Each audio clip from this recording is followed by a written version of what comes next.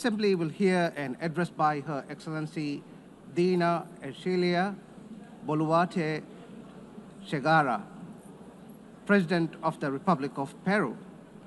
I request protocol to escort Her Excellency and invite her to address the Assembly.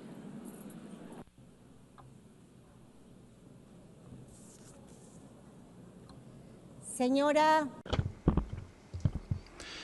Madam President of the General Assembly, Annalena Baerbock. Secretary General of the United Nations, Antonio Guterres. Ladies and gentlemen, heads of state, ladies and gentlemen present here in this august forum. Peru is the center and cradle of great millennial civilizations, the last of which was the Inca Empire, which left us a legacy of greatness. We are also heirs of the Viceroyalty of Peru, which encompassed 2/3 of South America. We are a mestizo nation, a fundamental mix between Hispanic and Andean peoples, proud to be the heirs of the two greatest empires of Europe and America of the 16th century. The Peruvian people today are resilient, entrepreneurial, supportive, and lovers of peace, freedom, and democracy. Our great writers, Mario Vargas Llosa and José María Arguedas, shared the idea that Peru is a country of all bloods. Our identity creatively expresses that we are the unity of the diverse, united under the same red and white Peruvian flag. In our country, native peoples and peoples of the world live together in peace and unity as a great synthesis of Peru, the country in which Pope Leo XIV lived and worked in for 40 years, a naturalized Peruvian because of his deep love for our people, both for his supportive as well as his peaceful disposition and his Catholic and Christian faith. All studies indicate that we are the most entrepreneurial country in the world, which is why, after the COVID-19 pandemic, that, due to poor government administration, claimed more than 2 million lives. But we have begun to recover. And today we look back on more than 17 months of consecutive economic growth. We have overcome the recession and inflation caused by political violence and by corruption, a failed coup d'etat, and the flight of more than $20 billion. That was between 2021 and 2023. We have regained the trust of national but also of foreign investment, and we have embraced freedom. We are a solvent and a stable country.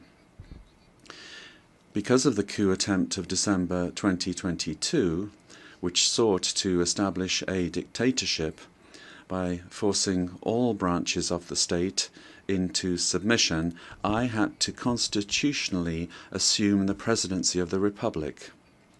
Since that date, a narrative was established by which the coup plotter became a victim and the president, who constitutionally and legally assumed the presidency, was accused by some quarters of being a coup plotter and usurper.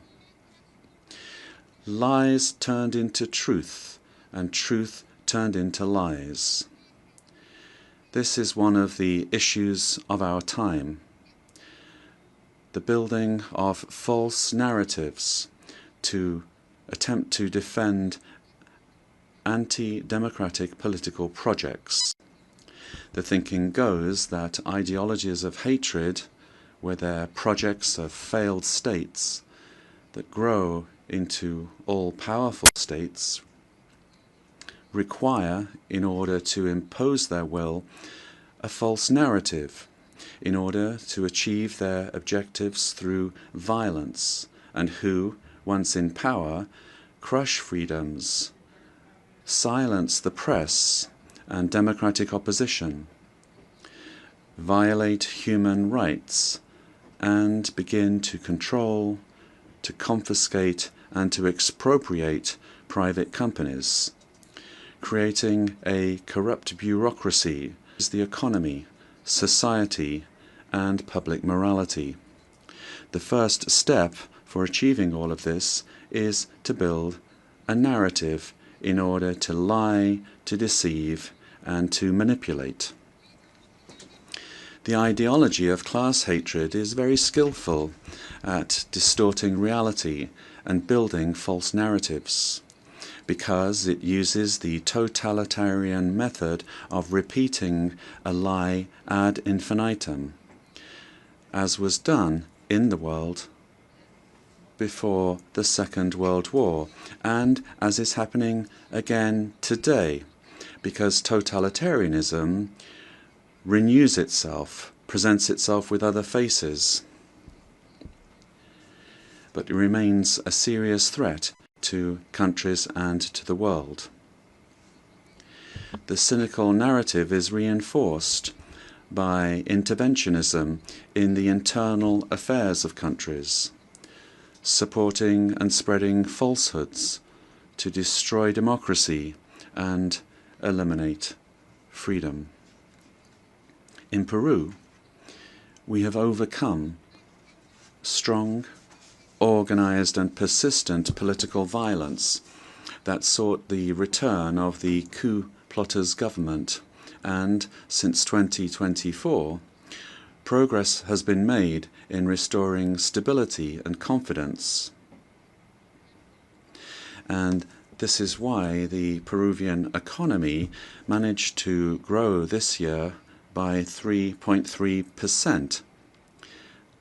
And in the current year, 2025, is exceeding 3.5% growth, with forecasts that in 2026 the trend of economic growth will continue. The government guarantees 3 years of economic growth, being the leader in South America. Inflation is below 2% annually. International reserves amount to more than $88 billion,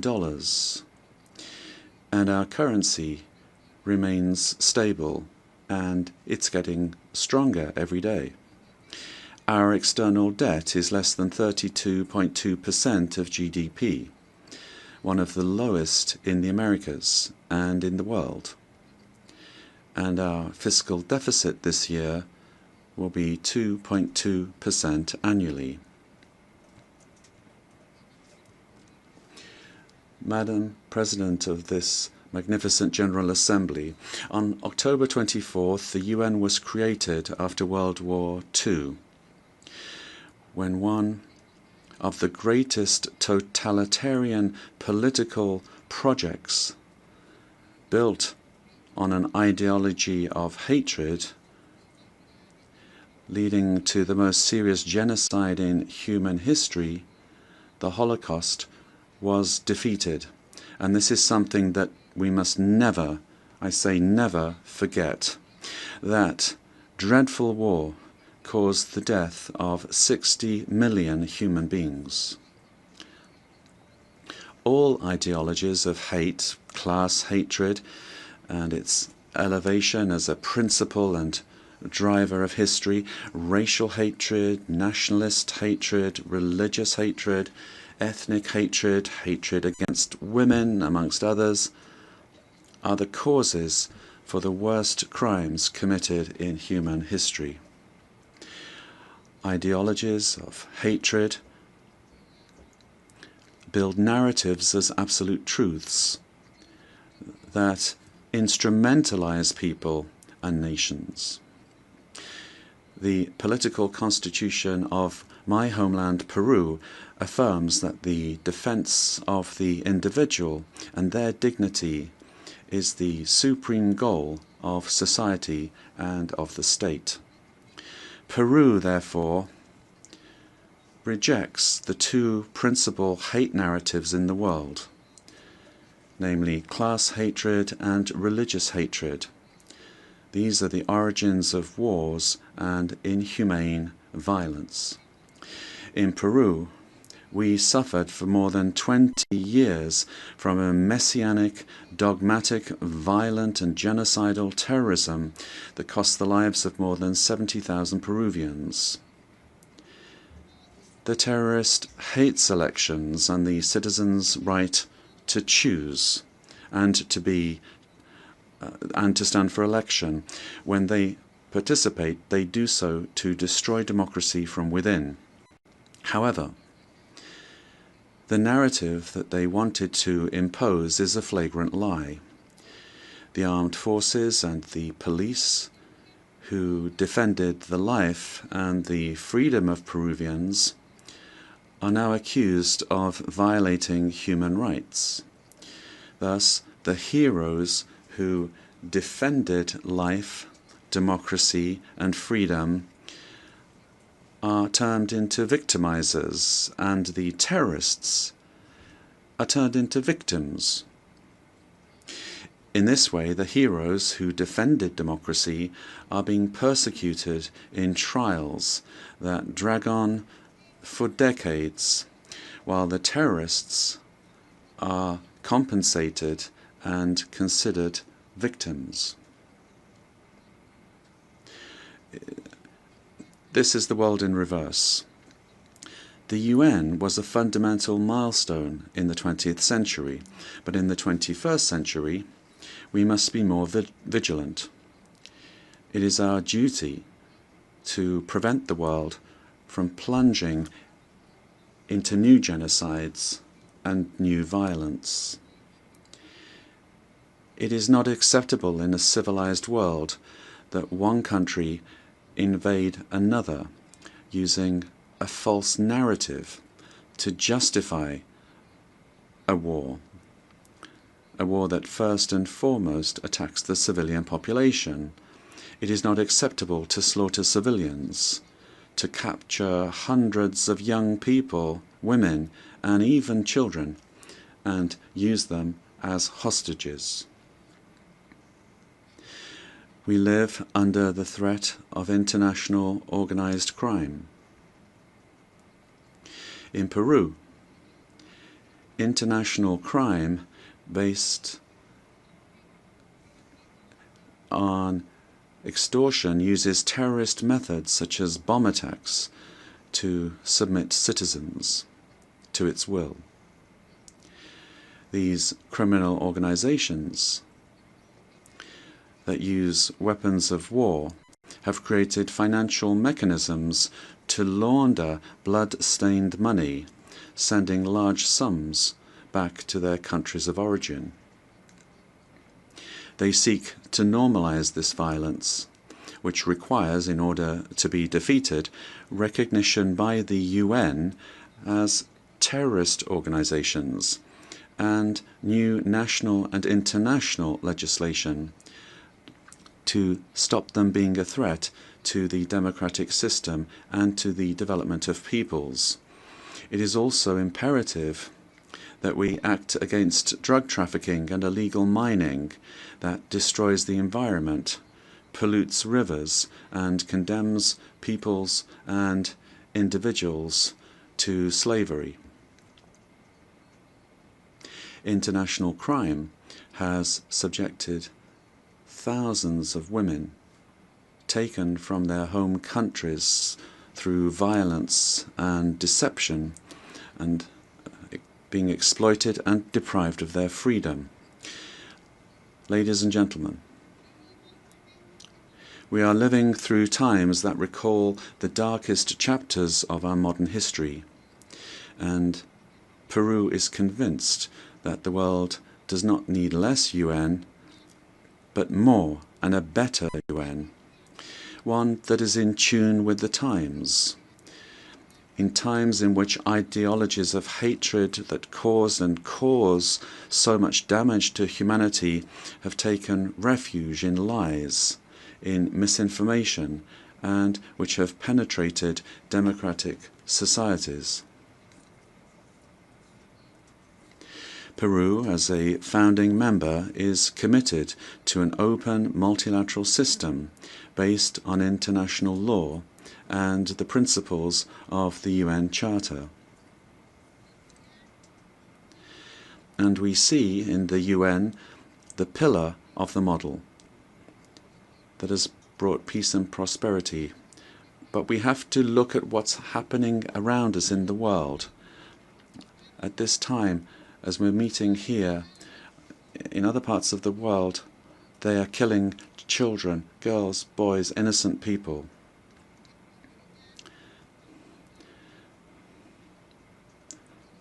Prosperity will only come if we are united and work together. And we have to adapt to new threats. Each of our countries has the duty to make their contribution towards finding solutions to the problems that we all face together. And my country is striving to do this. But the interconnection of our societies and economies means that it is only through international cooperation that we can resolve the crises which we face. If we do not reform the United Nations, our common home, to restore representativeness and effectiveness to its action, then we run the very serious risk of seeing one of the most precious instruments that the international community has for world stability disappearing. For this reason, Peru supports the work of the UN80 initiative, launched by the Secretary General, placing particular emphasis on the need to refocus the organization on its fundamental functions, bringing it closer to the needs of peoples, and at the same time making it more efficient. UN80 must be an opportunity to strengthen multilateralism and ensure that the organization is better prepared to achieve its essential goals. This reform can only truly become fully effective if it is complemented by a transformation in UN governance that prevents institutional stalemates when it comes to decision-making, while ensuring its suitability. Ladies and gentlemen, in Peru, our government is working to meet its commitments, both to our citizens as well as to the international community, facing the threat of organized crime resulting from the collapse of tyrannical governments that led to migration to other countries.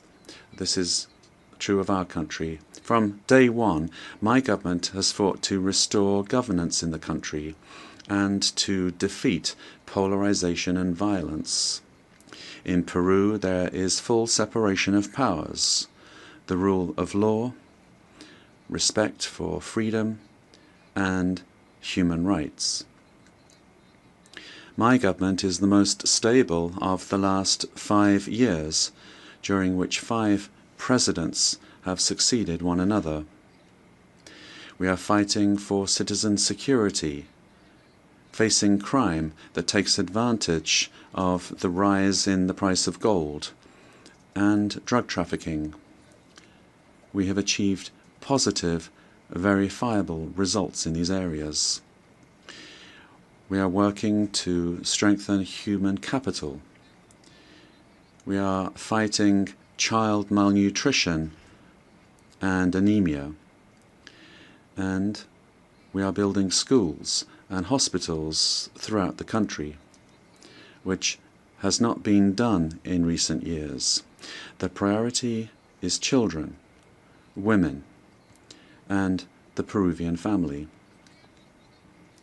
We are modernizing the country's infrastructure, ports, airports, roads, bridges, designing an economy that is better connected to the world, as well as a firm policy for fighting corruption.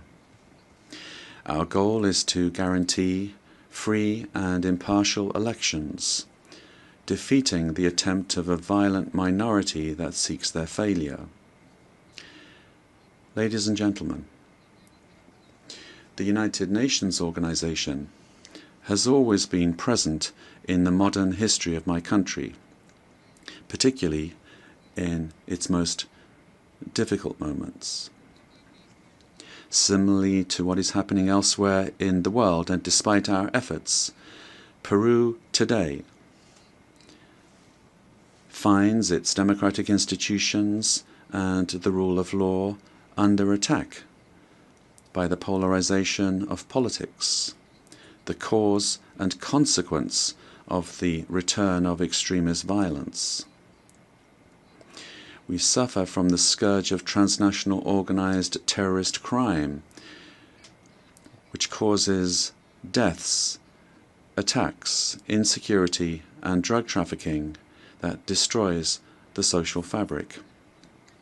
We face the threat of climate change that is destroying our Amazon, causing the melting of our glaciers, and putting our biodiversity at risk. We promote inclusive and sustainable growth in a context of opposing powers. But none of these problems is merely national, but global. This is why we need the United Nations to once again be a forum for dialogue and cooperation. I wish to recall the legacy of Ambassador Javier Pérez de Cuellar, who managed to do relevant work in the organization despite the Cold War. With that example in mind, and in view of our region's adherence to the purposes of the Charter, and in order to ensure better representation, we believe it is time for the next Secretary General to come from Latin America. Ladies and gentlemen, Peru is committed to ensuring that this General Assembly this year is not a mere commemoration, but the reaffirmation of our commitment to collective action that will revitalize the United Nations as a tool that supports peace and global unity, as well as development. We must stand firm in the truth in the face of narratives that try to conceal it, pervert it, or openly lie in order to hide agendas that do not correspond to our time, much less to the destiny of humanity. For this reason, it is essential that we strengthen truth against narratives that are based on hatred, the lie repeated that seeks to impose itself and only leads to destruction. But despite all of these obstacles, truth will find a way, and truth will set us free. Peace and unity for Peru and for the world, for all those on the planet. Ama Cuspa, buscando el desarrollo de. Let us seek the development of our peoples, presidents of the world. together. Let us work together without hating one another. Let us work for the development of our peoples. Yes to life, no to violence, and no to war. Thank you very much.